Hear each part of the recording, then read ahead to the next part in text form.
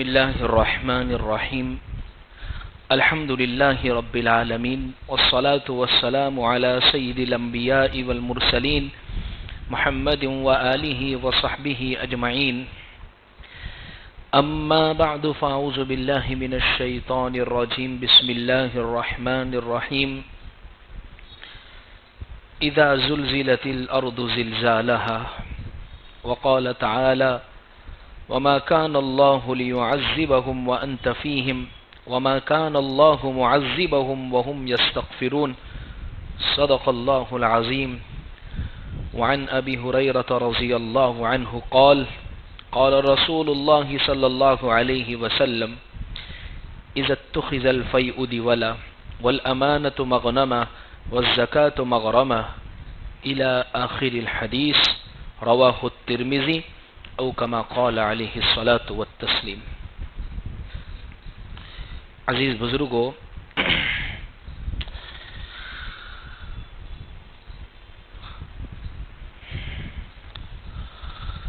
دنیا کے ہر نظام کے پیچھے، دنیا کے ہونے والے ہر فعل کے پیچھے اصل جو سبب ہے، اصل جو طاقت کار فرما ہے، اصل جو قدرت کام کر رہی ہے، وہ اللہ تبارک و تعالی کی قدرت ہے۔ ظاہر کے کچھ اسباب ہم بیان کر دیتے ہیں، لیکن حقیقی سبب اللہ ہے۔ میں اس پر یہ ذکر کرنا چاہتا ہوں، جس دور سے ہم گزر رہے ہیں اور جتنی دنیا یہاں بیٹھنے والے لوگوں نے دیکھی ہے، ان لوگوں نے اپنی زندگی میں زلزلے کو بھی دیکھا ہے اور بہت سارے زلزلوں کو سنا بھی ہے، محسوس بھی کیا ہے۔ کیوں آتے ہیں زلزلے؟ کیا وجہ ہے؟ جب ہم سائنس سے پوچھتے ہیں اور سائنس کی تحقیق اور ریسرچ ہم پڑھتے ہیں، تو وہ زلزلے کے سبب یوں بیان کرتے ہیں، اللہ نے یہ جو زمین ہماری بنائی ہے، یہ گول ہے، چپٹی ہے، انسان اس پر بسے ہوئے ہیں۔ اس زمین کے نیچے اللہ نے کھان رکھی ہے بہت ساری، پٹرول کی، سونے کی، دوسری چیزوں کی۔ انسان وہاں سے کھود کر بہت ساری چیزیں نکال رہا ہے۔ جب وہ چیزیں وہاں سے نکلی، زمین کی پلیٹیں نیچے سے ہلی، اور اس وجہ سے وہ زمین وہاں سے جھکی، اور اس وجہ سے زمین میں زلزلہ پیدا ہوا۔ یہ سائنس بیان کرتی ہے۔ وہ کہتی ہے کوئی دوسرا سبب قدرت کا نہیں ہے، ایسا کچھ نہیں ہوتا کہ کسی کی طرف سے آیا ہو، بس یہ ایک طبعی چیز ہے، ایک نیچرل چیز ہے، ایک فطری چیز ہے، ایسا ہوتا ہے۔ اور وہ ہر چیز کو نیچر اور فطرت پر، اور وہ ہر چیز کو ایک ظاہری سبب پر فٹ کرتے ہیں۔ جیسے بہت ساری مرتبہ انسان کھانا کھاتا ہے، کھانے کی وجہ سے بدہضمی ہو گئی، دست ہو گئے، قے ہو گئی، اور کوئی چیز ایسی ہو گئی، تو وہ ہر چیز کے سبب کو ایک ظاہر پر طے کرتے ہیں کہ یہ ہوا۔ یہ بھی غلط ہے۔ کچھ وہ ہیں جو دیندار ہے اور وہ ہر سبب کے پیچھے، ہر چیز کے پیچھے یہ کہتے ہیں کہ اللہ کا عذاب ہے۔ جیسے زلزلہ آیا تو وہ ہر موقع پر یہی کہتے ہیں کہ بس اللہ کا عذاب ہی ہے۔ یہ بھی غلط ہے۔ بعض مرتبہ اللہ تنبیہ کے طور پر بھی یہ زلزلے لاتے ہیں، آتے ہیں اللہ کی طرف سے، اس میں کوئی دو رائے نہیں ہے، لیکن ہر زلزلے کو یہ کہنا کہ اللہ کا عذاب ہے، اللہ کی پکڑ ہے۔ ورنہ تو حضرت عمر کے دور میں بھی زلزلہ آیا۔ اللہ کے نبی صلی اللہ علیہ وسلم احد پہاڑ کے اوپر کھڑے ہیں، اس وقت احد پہاڑ ہلنے لگا۔ حضور نے فرمایا احد پہاڑ، اے مدینہ کی زمین، تو کیوں کانپ رہی ہے؟ تو کیوں کانپ رہی ہے؟ تجھ پر ایک نبی ہے، ایک صدیق ہے، اور ایک شہید کھڑا ہے۔ حضرت عمر کے دور میں طاعون کی وبا پھیلی، حضرت عمر کے دور میں قحط ہوا، اتنا سنہرا دور، اتنا بابرکت اور اتنا پاکیزہ دور، جس دور کو حضور نے یہ فرمایا کہ یہ خلافت کا جو زمانہ ہے بہت سنہرا زمانہ ہے، اور وہ حضور کے بعد 30 سال تک تقریباً رہا ہے. تو کیا اس میں بھی ہم یہی کہیں گے اللہ کا عذاب ہے؟ وہ تو اتنی پاکیزہ سرزمین ہے.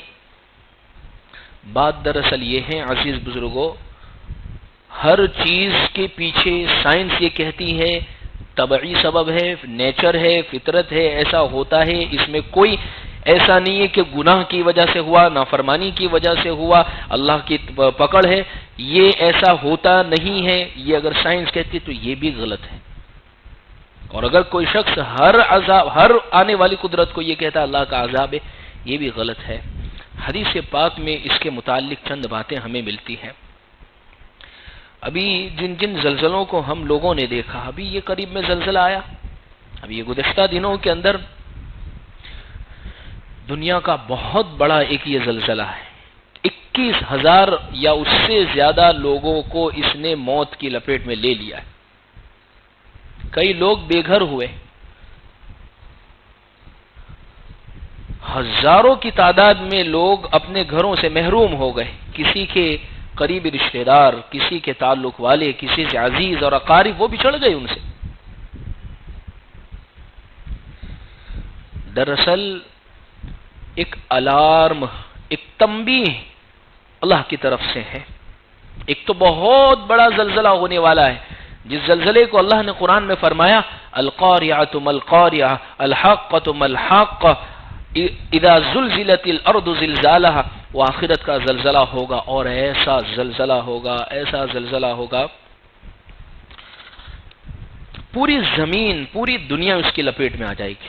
دنیا کا کوئی خطہ، دنیا کا کوئی حصہ، دنیا کی کوئی جگہ باقی نہیں رہے گی جہاں پر زلزلہ نہ ہوگا، اور اس وقت پوری دنیا تباہ ہو جائے گی. آج چھوٹی موٹی اب اللہ کے لحاظ سے، ہمارے اعتبار سے تو یہ چھوٹی موٹی بھی بہت بڑی ہے. چھوٹے چھوٹے جو زلزلے آ رہے، ایک ملک کو اپنی لپیٹ میں لے رہا ہے، ایک علاقے کو اپنی لپیٹ میں لے رہا ہے، اور ہزاروں کی تعداد میں لوگ اس میں، کیسے انسان پر خوف طاری ہو جاتا ہے.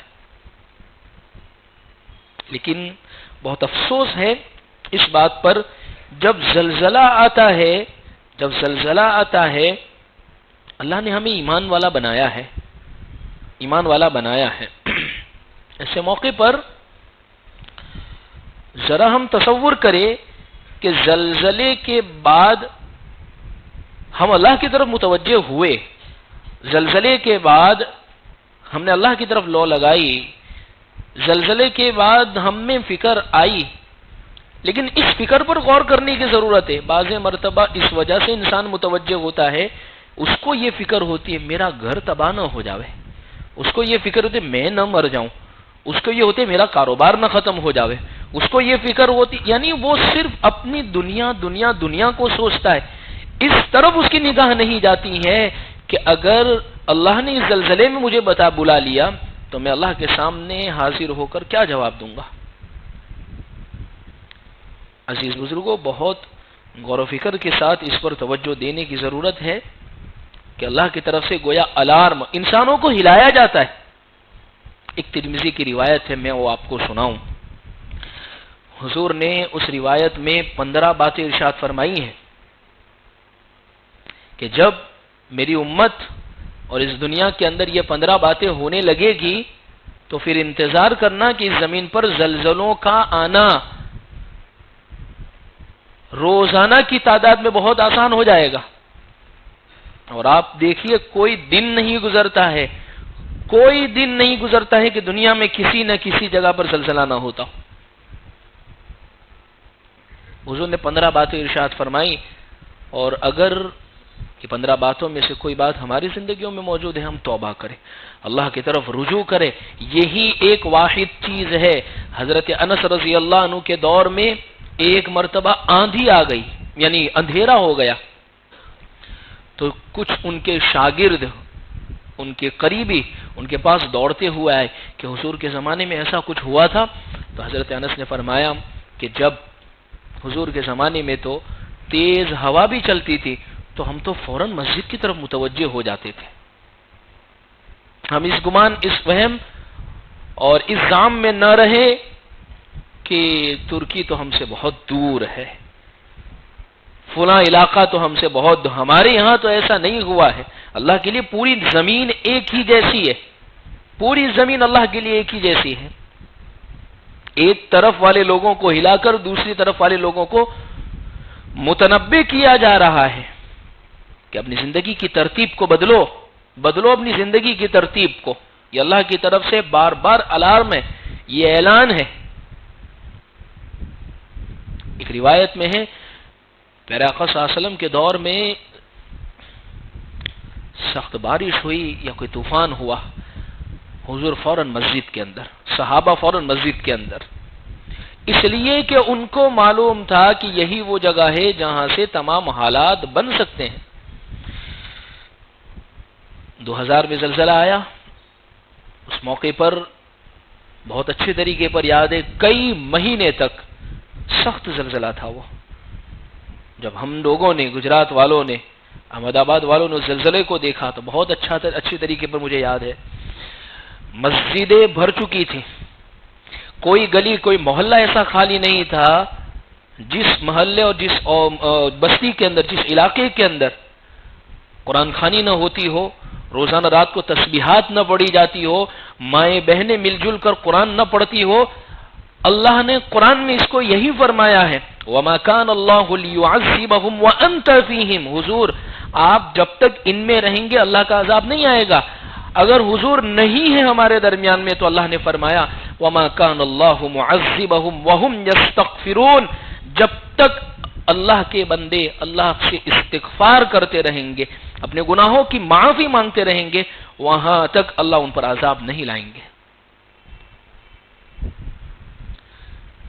استغفار، اللہ سے معافی ایک ایسی چیز ہے کہ اس کی وجہ سے اللہ تبارک و تعالی زلزلوں سے، آسمانی اور زمینی اور ہر طریقے کی آنے والی بلاؤں سے اللہ حفاظت فرماتے ہیں. دنیا کی طرف سے، لوگوں کی طرف سے کوئی حالات آوے ان کا مقابلہ کیا جا سکتا ہے، لیکن اگر آسمان والے کی طرف سے اگر کوئی پکڑ آوے تو کیا مقابلہ کر سکیں گے ہم؟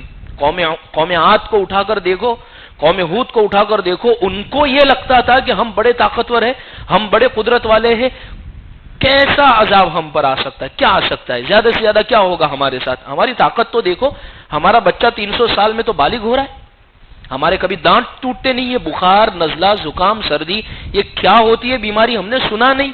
لیکن اللہ نے اس قوم کو ایسا پکڑا، اتنا زبردست پکڑا کہ اللہ قرآن میں ان کو ہلاک کرنے کے بعد یوں پوچھ رہا ہے فَهَلْ تَرَى لَهُم مِّن بَاقِيَةٍ كَأَنَّهُمْ أَعْجَازُ نَخْلٍ خَاوِيَةٍ.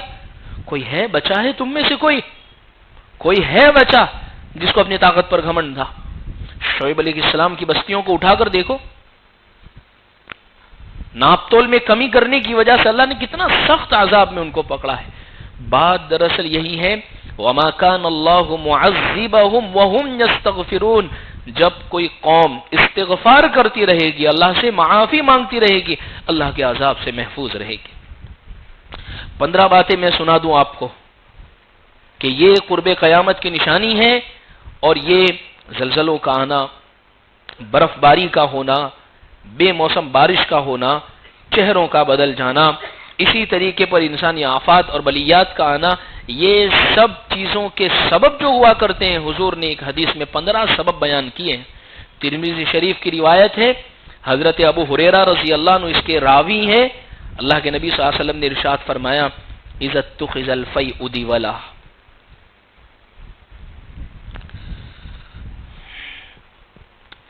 جب مال غنیمت لوگ کھا جائیں گے، امت کا مال ہوگا، امت کی امانت ہوگی، غریبوں کا مال ہوگا، جب لوگ کھانے لگ جائیں گے، یہ پہلی چیز نہیں ہو رہی ہے. ہم ذرا غور کریں، نہیں ہو رہی ہے.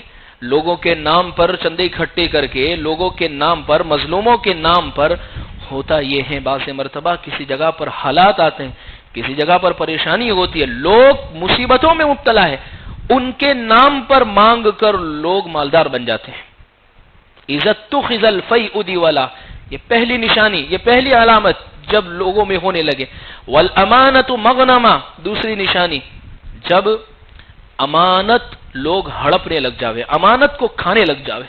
کسی کے پاس کوئی امانت کے کوئی پیسے رکھوائے، امانت کی کوئی چیز رکھوائے، امانت کے طور پر کوئی بات رکھوائے، کوئی بھی چیز امانت کی ہے، اس امانت میں انسان اپنا حق سمجھنے لگ جاوے. اس امانت کو استعمال آج کل یہی ہو رہا ہے کہ کسی کے پاس کوئی امانت رکھی جاوے اور وقت پر جب اس کا مطالبہ کیا جاتا ہے، بھائی میں نے آپ کے پاس وہ چیز رکھوائی ہے، اب مجھے اس کی ضرورت پڑی ہے، کہا میں تو کھا گیا ہوں، اب میرے پاس جب آئے گی تو میں آپ کو اس کو دے دوں گا. والامانۃ مغنمہ، اپنا مال سمجھنے لگ جاوے امانت کو. والزکوٰۃ مغرمہ، تیسری بات حضور نے یہ ارشاد فرمائی کہ جب زکوٰۃ کو بوجھ، تاوان اور ٹیکس جیسا سمجھنے لگ جاوے، دل کی خوشی کے ساتھ انسان ادا نہ کرے، زکوٰۃ بوجھ لگنے لگ جاوے، زکوٰۃ ادا کرنے کے اوپر ان کو پریشانی ہونے لگے، زکوٰۃ کا نام سن کر یہ کہے کہ یہ کیا ہمارے مال میں سے ہر سال ہمیں اتنا فیصد نکالنا پڑتا ہے، یہ ہمارا کمایا ہوا ہے. بہت سارے لوگوں کو زکوٰۃ پر اعتراض ہے، بہت سارے لوگوں کو زکوٰۃ کے مال پر اعتراض ہے، بہت سارے لوگوں کو زکوٰۃ کے مصرف پر اعتراض ہے، بہت سارے لوگ زکوٰۃ کو بوجھ سمجھنے لگتے ہیں کہ یہ کیا ہر سال کی صورت میں. یہ تیسری نشانی ہے والزکوٰۃ مغرمہ. چوتھی نشانی وتعلم لغیر الدین، لوگ علم حاصل کریں گے لیکن علم حاصل کرنے سے مقصد اللہ کو راضی کرنا نہیں ہوگا، صرف لوگوں کے سامنے واہ واہی لوٹنا ہوگا. علم سے مقصد کہ میں اگر عالم ہوں، میں اگر بڑا ہوں، میں اگر فلانا ہوں، میں اگر یہ ہوں، تو اس سے مقصد صرف یہ ہے کہ بس لوگوں کے درمیان میں واہ واہی ہو جاوے، لوگ خوش ہو جاوے اور لوگ مجھے اچھا اور بڑا سمجھنے لگے. مقصد اللہ کو راضی کرنا ذرہ برابر بھی باقی نہ رہے. اللہ حفاظت فرماوے، اللہ حفاظت فرماوے. وتعلم لغیر الدین، یہ چار باتیں حضور صلی اللہ علیہ وسلم نے حدیث میں ذکر فرمائی. پانچویں بات وَأَطَاعَ الرَّجُلُ امْرَأَتَهُ، آدمی اپنی بیوی کا غلام ہو جاوے، بیوی جتنا بولے بس اتنا ہی کرنے والا ہو جاوے. اور آگے دوسری بات فرمائی وَعَقَّ أُمَّهُ، اور ماں کا نافرمان ہو جاوے، بیوی کا فرما بردار ہو جاوے اور ماں کا نافرمان ہو جاوے. عجیب حضور نے بات ارشاد فرمائی ہے، یہ نہیں فرمایا وَعَصَى أُمَّهُ، ماں کی نافرمانی کرے، فرمایا وَعَقَّ أُمَّهُ.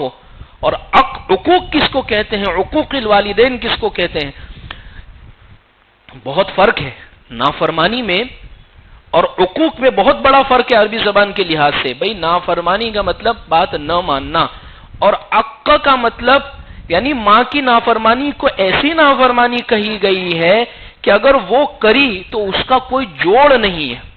جیسے یہ کاغذ ہے میرے پاس، یہ کاغذ ہے، میں نے اس کو پھاڑ دیا، اب اسی کو مجھے واپس لگانا ہے، میں لگا بھی دوں گا لیکن نقص اور عیب اور کمی اس میں باقی رہ جائے گی. سیلو ٹیپ نظر آئے گی، گوند نظر آئے گا، اس میں نقص نظر آئے گا. حضور نے فرمایا ماں کی چھوٹی سے چھوٹی بھی نافرمانی جو نافرمانی ہے وہ ایسی ہے کہ جس کا کوئی جوڑ نہیں ہے. کیا فرمایا وَأَطَاعَ الرَّجُلُ امْرَأَتَهُ، آدمی اپنی بیوی کی فرما برداری، بیوی کی محبت میں اتنا پاگل کہ ماں سے جھگڑا کر رہا ہے، بیوی کی محبت میں اتنا اندھا ہو گیا ہے کہ ماں کو کھری کھوٹی بات کی تحقیق کیے بغیر سنائے جا رہا ہے. قرب قیامت کی نشانی حضور نے یہ بیان فرمائی. اگلی نشانی حضور نے بیان فرمائی وَأَدْنَا صَدِيقَهُ وَأَقْصَى أَبَاهُ، دوست کو دیکھ کر خوش ہو جائے گا، باہیں پھیلا لے گا، دوست کو قریب کرے گا. وَأَقْصَى أَبَاهُ، اور اپنے والد کا نافرمان ہو جائے گا. آج نہیں ہو رہا ہے، دوستوں کی محفل میں بڑا خوش ہے، دوستوں کی مجلس کے اندر بڑی ہنسی خوشی باتیں ہو رہی ہے، لیکن والد کے پاس، باپ کے پاس والد سے بات کرتے وقت اور والد کے لیے اس کے کیا تیور ہوتے ہیں، والد کے لیے وہ کیسی بھویں چڑھاتا ہے، نہیں ہو رہا ہے امت کے اندر. بالکل ہو رہا ہے.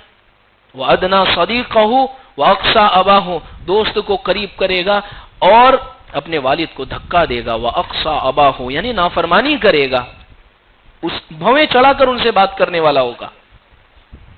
اگلی بات حضور نے ارشاد فرمائی وَظَهَرَتِ الْأَصْوَاتُ فِي الْمَسَاجِدِ، مسجدوں میں شور ہو جائے گا، مسجدوں میں آوازیں بلند ہونے لگے گی. آج نہیں ہو رہا ہے مسجدوں میں، یہ ان کی مسجد ہے، یہ فلاں کی مسجد ہے، اس مسجد میں یہ شور ہو رہا ہے، اس مسجد میں کسی کے نام پر جھگڑا جا رہا ہے، اس مسجد میں اس نام پر جھگڑا. لوگ ایسے کہ بیٹھے بیٹھے مسجدوں کے اندر زور زور سے باتیں کر رہے ہیں. کیا نہیں ہو رہا ہے؟ وَظَهَرَتِ الْأَصْوَاتُ فِي الْمَسَاجِدِ، مسجدوں کے اندر شور ہونے لگ جاوے.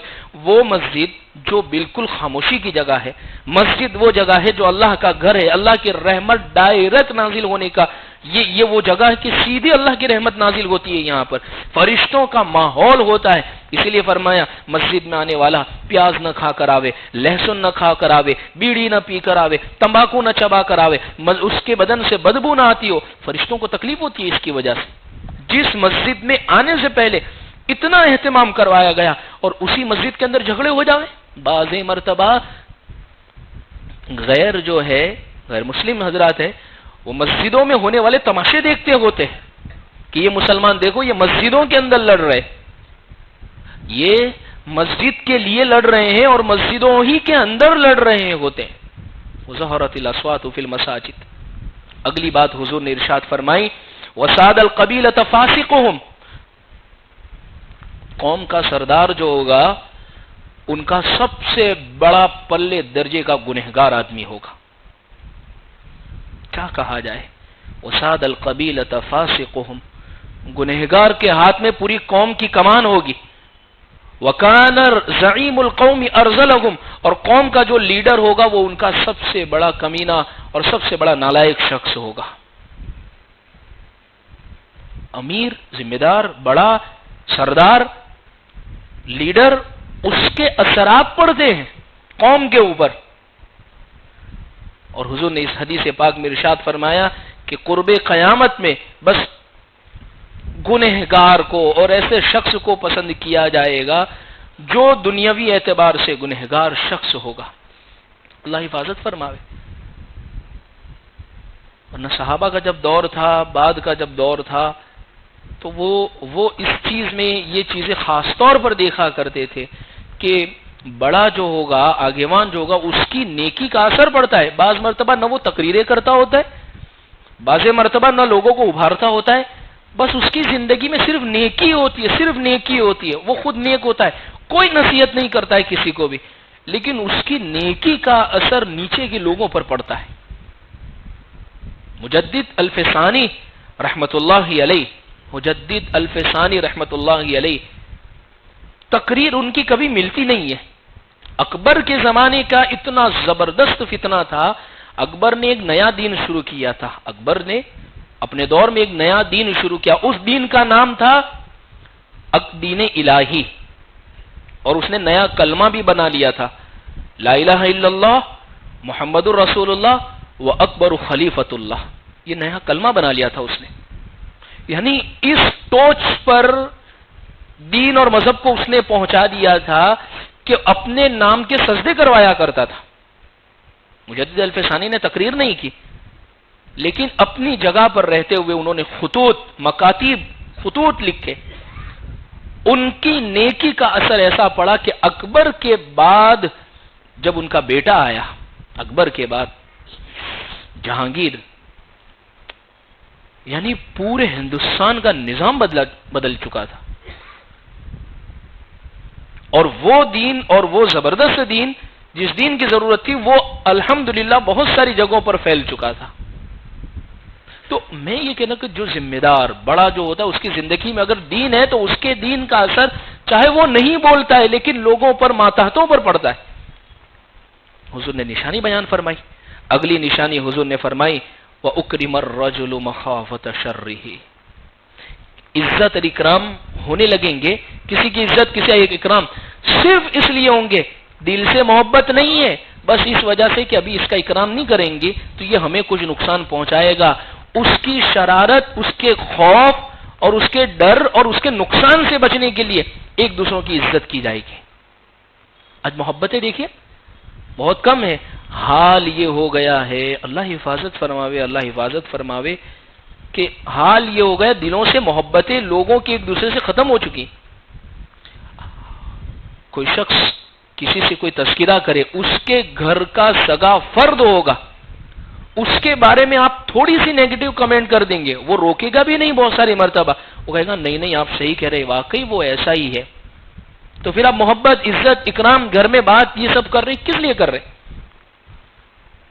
صرف اس لیے کر رہے کہ ابھی کچھ کہیں گے تو یہ نقصان پہنچائے گا ہمیں، ہماری عزت لے لے گا. قرب قیامت کی نشانی حضور نے بیان فرمائی، وَأُكْرِمَ الرَّجُلُ مَخَافَةَ شَرِّهِ. اگلی نشانی حضور نے بیان فرمائی، وَظَهَرَتِ الْقَيْنَاتُ وَالْمَعَازِفُ. گانے، سانگز اور گانے والے اور ناچنے والے وہ محترم ہو جائیں گے اور ان کی عزتیں کی جائے گی. ابھی پچھلے دور میں یہ پورا جنوری کا مہینہ اسی میں گزرا ہے. یہ جنوری کا جو مہینہ گزرا ہے، ذرا غور کرے تو پورا کے پورا مہینہ اسی میں گزرا ہے کہ یہ حدیث کا یہ ٹکڑے کی وہ ترجمانی کر رہا ہے کہ عزت اور اکرام صرف ہونے لگیں گے گانے والوں کے، ناچنے والوں کے، گانوں بجانے والوں کے، اور ان سب لوگوں کے باقاعدہ ان کو ایوارڈ دیے جائیں گے اور اس پر یہ مجلسیں قائم ہوگی. وَظَهَرَتِ الْقَيْنَاتُ وَالْمَعَازِفُ. ایک ایک بات حضور کی دیکھیے کیسی صادق آ رہی ہے. اگلی حدیث اور اگلی بات حضور نے بیان فرمائی، وَشُرِبَتِ الْخُمُورُ. شرابیں پی جانے لگے گی. نہیں ہو رہا ہے شرابیں، کیسے لوگ مدہوش ہو رہے شراب پینے کے اندر. لوگ نہیں، مسلمانوں کی بات کر رہا ہوں کہ مسلمان مدہوش ہے شراب کی مجلسوں کے اندر. بہت سو کو شراب کے بغیر نیند نہیں آتی، بہت سو کو شراب کے بغیر چلتا نہیں، یہ پاگل ہو جاتے.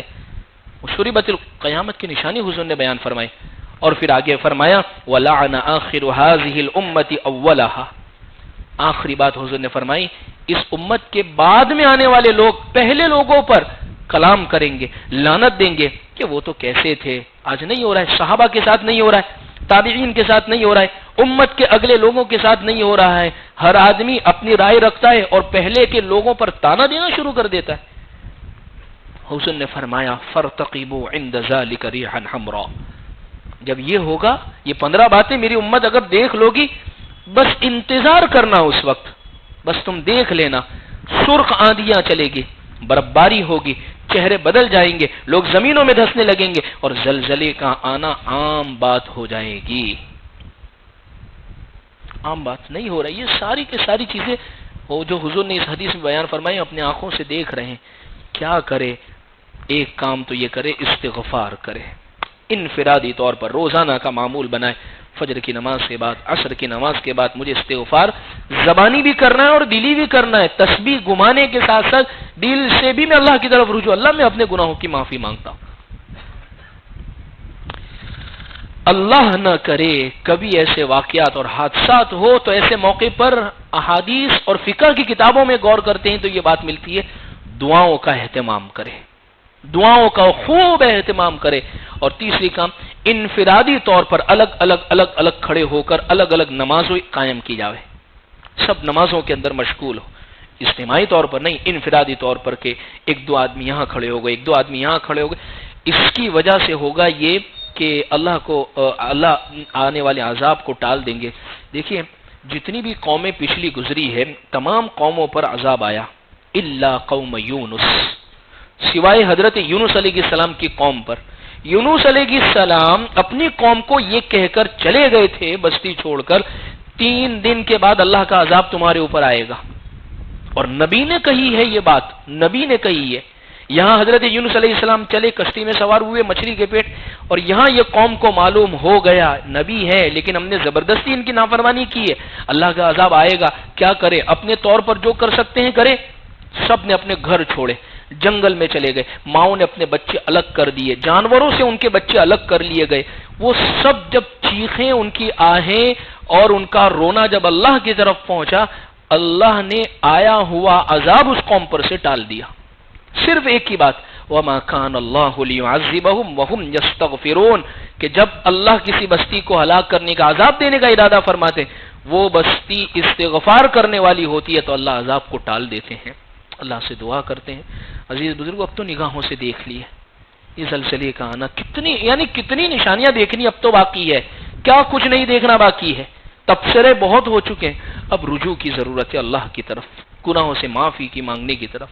اللہ سے ہم دعا کرتے ہیں اللہ ہمیں ان باتوں پر عمل کی توفیق عطا فرمائے. وآخر دعوانا الحمدللہ رب العالمین.